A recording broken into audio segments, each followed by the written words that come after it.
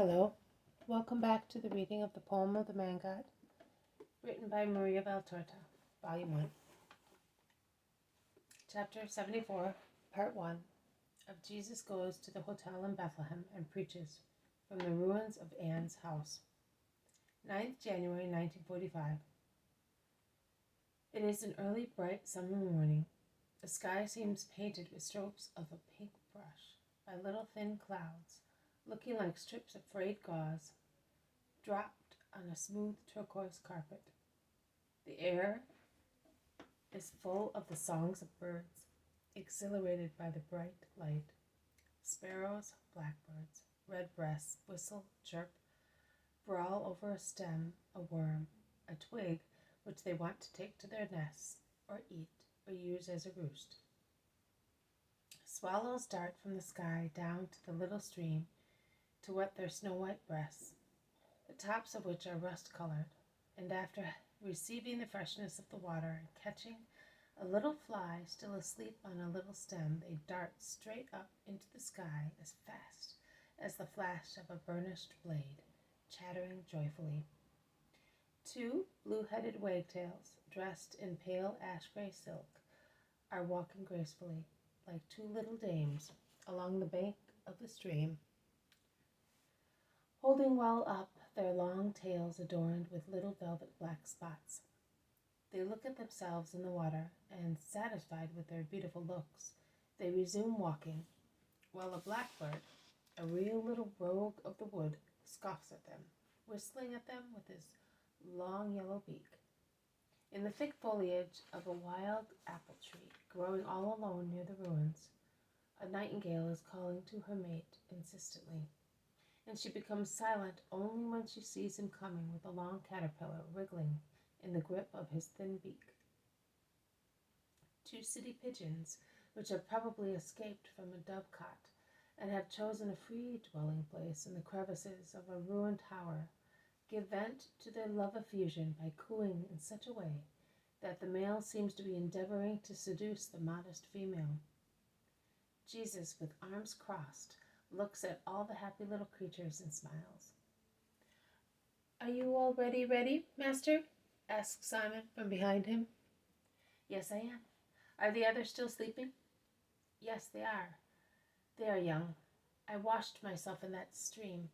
The water is so cold that it clears the mind. I'll go and wash now." While Simon, wearing only a short tunic, is washing himself and then puts on his clothes, Judas and John come out. "Hail, Master. Are we late?" "No, it is only daybreak, but now be quick and let us go." The two get washed and put on their tunics and mantles. Jesus, before setting off, picks some little flowers which have grown between the crevices of two stones, and puts them into a small wooden box, in which there are already other items, which I cannot see very well. He explains, "I will take them to my mother. She will love them.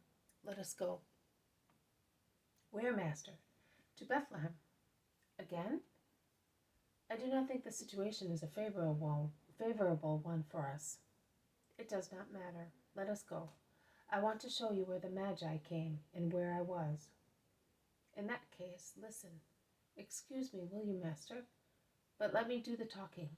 Let us do one thing. In Bethlehem and at the hotel, let me speak and ask questions. You Galileans are not awfully liked in Judea, and much less here than anywhere else. Nay, let us do this. Your clothes show that you and John are Galileans. It's too easy. And then your hair. Why do you persist in wearing it so long? Simon and I will change mantles with you. Simon, give yours to John. I'll give mine to the Master. That's it. See? You already look a little more like Judeans. Now take this." And he takes off the cloth covering his head, a yellow, brown, red, green striped length of material, like his mantle, held in position by a yellow cord. He places it on Jesus' head, adjusting it along his cheeks to hide his fair hair. John puts on the very dark green one of Simon. "Oh, that's better now. I have a practical sense." "Yes, Judas, you have a practical sense. That is true. Watch, however, that it does not exceed the other sense. Which one, Master? The spiritual sense. No, but in certain cases it pays to be more a politician than an ambassador. And listen, be good a little longer. It is for your own good. Do not contradict me if I should say something which is not true. What do you mean? Why tell lies? I am the truth, and I want no lies in me or around me.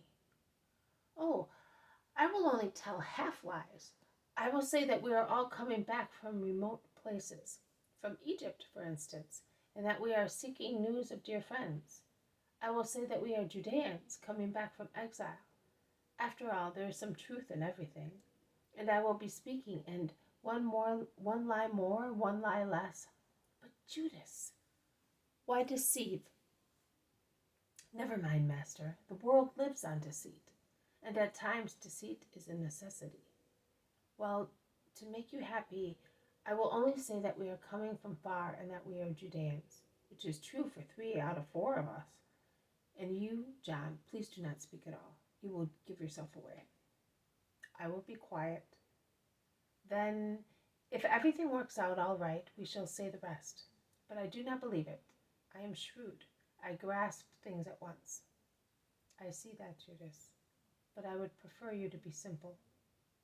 It does not help much in your group. I will be the one in charge of difficult missions. Let me carry on.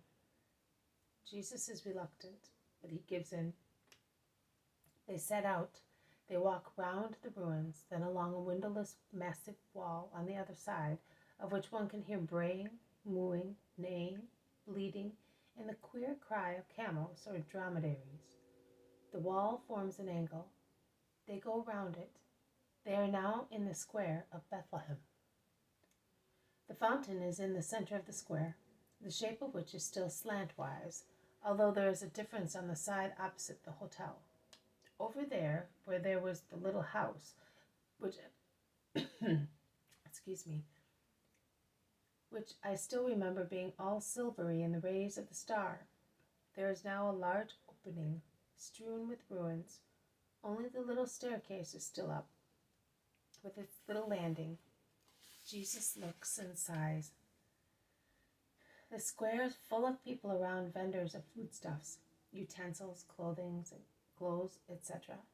All the goods are on mats or in baskets on the ground, and most of the merchants are also crouched in the center of their shops, with the exception of those standing up, shouting and gesticulating with stingy buyers.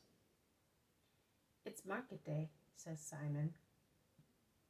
The main gate of the hotel is wide open, and a line of donkeys laden with goods is coming out. Judas is the first to enter. He looks round. Full of haughtiness, he seizes a dirty hostler in short sleeves, that is, with a sleeveless short tunic, reaching down to his knees. "Hostler," he shouts. "The landlord! Quick! Be quick! I'm not used to be kept waiting for people." The boy runs away, dragging a broom behind him. "But Judas, what manners!" "Be quiet, master. Leave me alone. It is important that they consider us rich people coming from town." The landlord rushes in, and he bends down repeatedly in front of Judas, who is impressive in Jesus' dark red mantle, worn on top of his sumptuous yellow tunic full of fringes. "We have come from far, man. We are Judeans of the Asiatic communities. This gentleman, born in Bethlehem and persecuted, is now looking for some dear friends. We are with him. We have come from Jerusalem, where we worshipped the Most High in his house. Can we have some information?" "My lord, your servant will do everything for you. Give me your orders." "We want some information on many, and particularly on Anne, the woman whose house was opposite your hotel." "Oh, poor woman, you will find her only in Abraham's bosom, and her children with her." "Is she dead?" "How? Don't you know of Herod's massacre?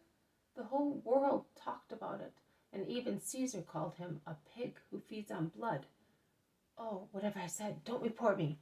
Are you really a Judean? Here is the sign of my tribe. So, speak up." "Anne was killed by Herod's soldiers with all her children except one daughter. But why? She was so good?